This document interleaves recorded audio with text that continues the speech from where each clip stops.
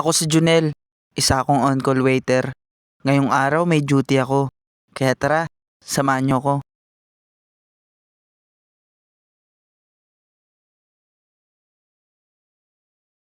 For today's duty, nandito ako ngayon sa office warehouse ng On7 Catering Services. Habang paunti-unti kami naglalabas ng mga gamit, sunod-sunod na rin nagdadatingan ng mga makakasama namin. At nung makompleto kami, mas napabilis kami sa paglalabas ng mga gamit. At dito sa part na to, konti na lang ang ilalabas namin at ready na kami para i-pick up ng service namin. One eternity later! 9:30 ng umaga na nakarating kami dito sa Kapitan Moy Building dito sa Marikina. Pagdating ng service ay nagbaba at nagkakit din kami kagad ng mga gamit sa second floor. Dito ang magiging venue namin ngayon sa second floor ng Kapitan Moy Building. Akala nga namin sa first floor kami, pero nung nagbababa kami ng mga gamit, napansin namin na may nakasetup na doon. Shoutout po! Kusina at Kultura! Baka muna kayo ng waiter dyan, ha? Shoutout po kay Sir Andy!